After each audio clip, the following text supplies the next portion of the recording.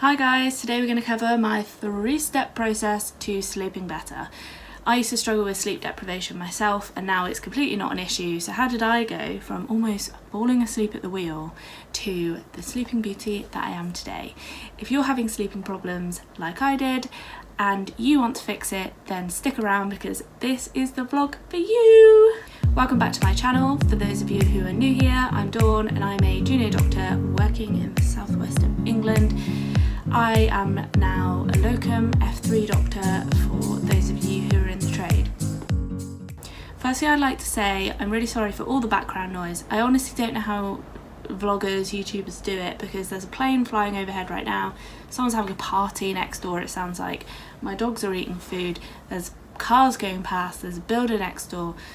So this vlog is accompanying my sleep hygiene blog post on my website, which is diariesofadoctor.com. So go check that out. There are loads of free resources that accompany that blog and you can download them just by subscribing. So the free resources include a free 15-minute sleep session, a sleep spray recipe, and a cheat sheet figuring out why you can't sleep. So today we're going to talk about understanding why you can't sleep, and that is going to include some knowledge about hormones and sleeping. Then we're going to talk about my 3-step process. 1, daytime activities, 2, preparing for bed, and 3 is the bedroom environment.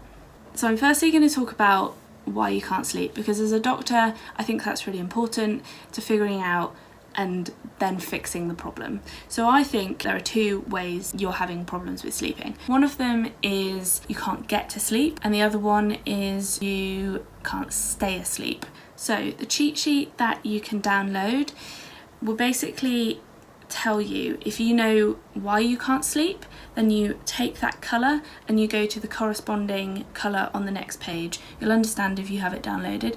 You can use that to figure out what area, so either preparation for sleep, bedroom environment or daytime activities, which area you need to work on. So let's get into it.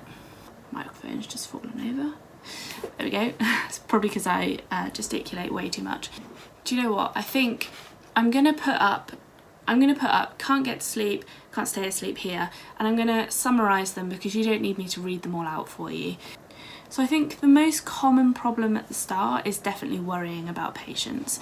I and my housemates and all the other F1s did it a lot, especially with the inexperience. You think you've forgotten to prescribe some paracetamol and you're like, oh my god, it's the end of the world.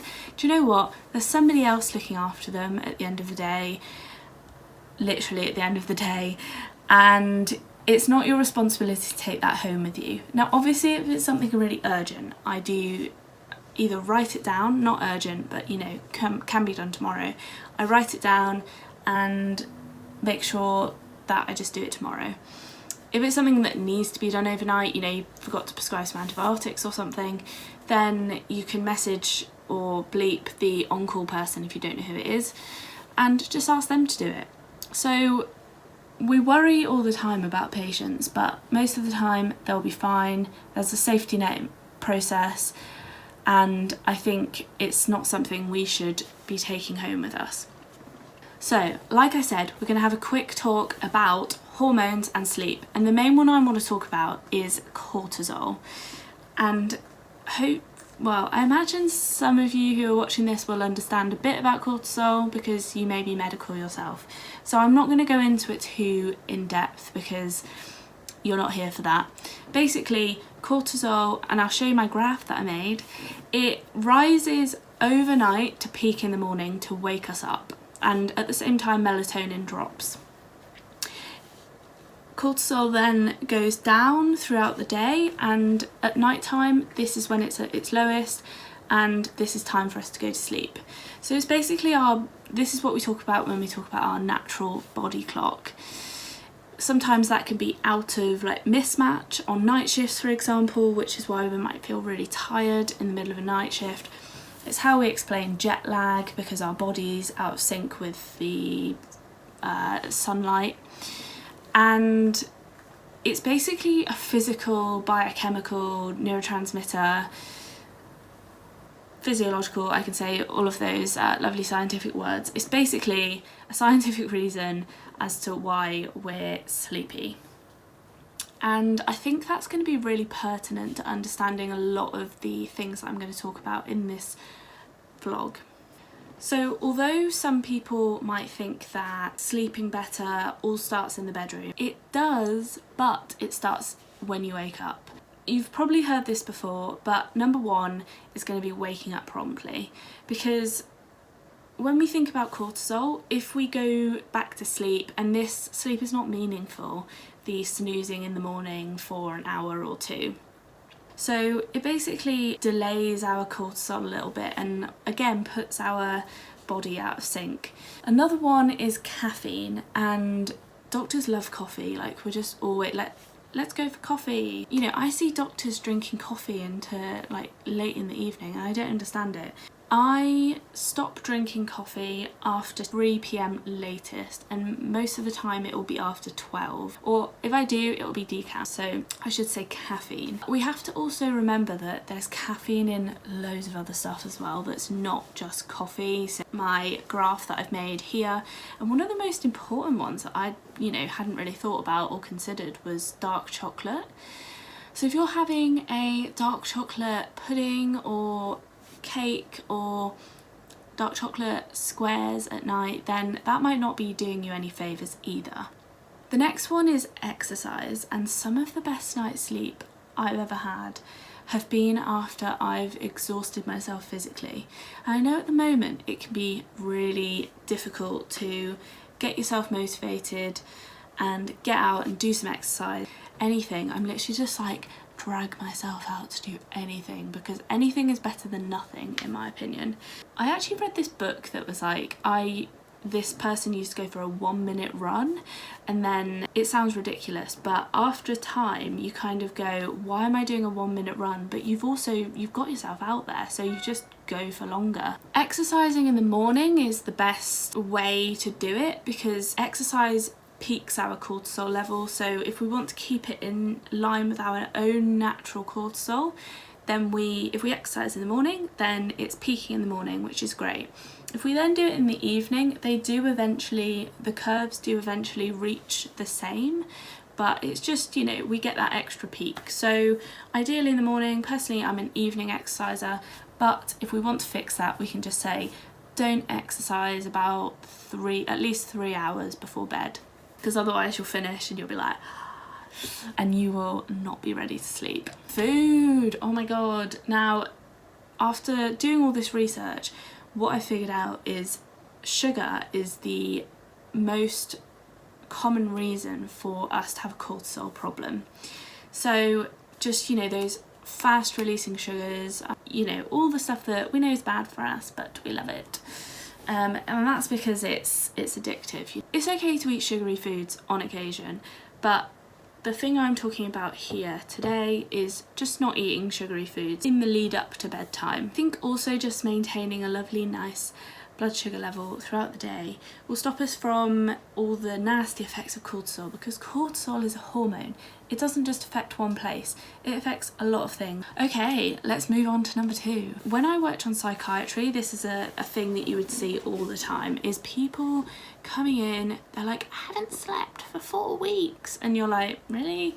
But the thing is, they've been drinking themselves into the ground, and when I say that, I mean alcohol. Alcohol is a depressant, and again, I won't go too much into it. It works on GABA receptors, and we don't need to go into that because it's, quite complicated. But it's a depressant, and everyone thinks, great, it's going to help me go to sleep. No, it's not good for your mental health as a depressant. It will make you more depressed. And everybody thinks, no, it's not a depressant because it makes me really lively. It makes you lively because it suppresses your inhibitions. But it's been shown, and I also struggle with this myself so much, I'll literally have like one drink and the next day I'll be so tired, because although it helps us get to sleep, the sleep that we have is just rubbish, and we always wake up early. Now, some people might not struggle with this, or they might not think they struggle with it. Some people, especially myself, I don't drink on a school night because I will be so grumpy the next day because I'll be so tired. That is a key piece of advice. Alcohol might make you go to sleep quicker, but it won't make you sleep better. Okay, winding down. This is one thing that I'm really into at the moment. So basically, the hour leading up to bed, I will only practice relaxing things. So this is including my sleep spray. I spray it over the pillow while I do meditation and may listen to some relaxing music. I'll often read because that makes me go to sleep really well. And we just avoid or remove any stimulating activities. So video games, excessive noise, dance music, drama programs. Oh my God, watching Prison Break at the moment and it's too dramatic to watch right before bed. And obviously blue light devices, so phones, tablets, laptops. There's a feature on iPhones that's called downtime. I thoroughly recommend using it. Setting your bedtime and your phone will be like, no, you're not using me after this time. And there's little shortcuts that you can put on. So I've put on like alarms, so I can just change my alarm without actually having to go onto my phone. There's like shortcuts to my meditation app, which is Calm. It will just say open Calm, which is really useful. And there's a note one as well, because in case I want to write something down, which I told you about earlier. Okay, let's move on to number 3. So this one is optimizing your bedroom environment, and I think this again is really important. I think all of these 3 are really important, and I've practiced them all myself. I'm not just giving you a load of shit. Number 1 is sleep spray, and like I said, if you subscribe to my blog, and I'll put the link in the description for you to sign up, it will send you an automatic email and the sleep spray is attached on there, so the recipe for it, and the method. I think this has really helped. There's not actual sort of evidence that shows that I've got lavender in mine, for example. There's no real like massive evidence. I think it's only in like rats and stuff about lavender. But have you ever been to a massage and they get their aromatherapy out? It's just like, it's an ambience, and it's a smell that I associate with relaxing, so I really like it. Give it a go. Another one is darkness. I know some people that just really struggle with literally like the tiniest beam of light. Our body is designed to sleep when it's dark and wake up when it's light. So light basically stimulates cortisol production and suppresses, like we spoke about earlier, melatonin production. So light wakes us up, and one thing that I absolutely swear by is my Lumi light. And I may well have spoken about this before, but it's quite an investment. I've had mine for 5-6 years maybe, like since medical school. It really helps on those horrible winter days when you're like, hell no do I want to get up, because it's dark and you're like, no, you're not awake. But this wakes you up gradually and then you're awake for the day. Another thing to rule out darkness is blackout blinds. I've got blackout curtains, but they still let light through the side. So if I'm really struggling, I've got an eye mask. Some people can't sleep with eye masks and I just don't understand it. I'm like, what's not to like? You just put it on and it's great. There are other options. You can install blackout blinds if you can be bothered. You can have blackout curtains if you can be bothered. I recommend blinds over curtains though. Or just, like I say, get yourself a really comfortable eye mask and some earplugs, because that's the next thing, is noise. Especially if you're trying to do a night shift. Like, everyone is awake in the day. Nobody knows that you're trying to sleep, but like I said earlier, party. It's not an actual party, it's just my neighbour playing lots of music. Building works, dogs, everything is awake in the day. It's not conducive to you sleeping. Okay, and this I think is the last one, but this is one that, again, I tell all of the F1s, all of the medical students that are going into F1, or, you know, any doctor that's struggling with their mental health and sleeping, is to have a notepad by the bed, or have a note-making app on your phone. But again, I recommend a notepad, because sometimes when we get into bed, our mind is whirring with all of the things that have happened through the day, all of the people that have shouted at you, all of the people that have screamed in your face, the man that pissed on your feet. the person that burps in your face. And there's just like, there's a lot of things going on. So what it's nice to do is, one, write down everything that's in your mind, and it literally just relieves it. For me especially, and I recommend it to other people. Very cathartic. It's like journaling, but you can just do it really quick, just bullet points. Secondly, you can write down, like I said earlier, just little things that you've forgotten and you think, I need to do that tomorrow. If you don't write it down, I'm always like running it over and over and over in my mind, because I'm like, I'm probably going to forget it by the time I've woken up. So if I write it down, then it's there. Ah. Okay, I lied. We've got one more. So, like I said, reading in the bedroom, honestly, it's like counting sheep for me. I'm just like, get it out, and I'm like, one word, and I'm like, at the moment I'm trying to read Harry Potter in Spanish. I know the book and the films inside out, like the back of my hand, so I'm kind of understanding it in Spanish. I mean, I get the gist, but I don't understand every word, but you don't expect to. I really hope that my video today has been somewhat helpful and somewhat insightful. Anyway, I'd really love it if you liked this video, subscribe, comment down below, because I will reply to the comment. It really helps my channel, and thanks so much for watching. I'll see you in the next one.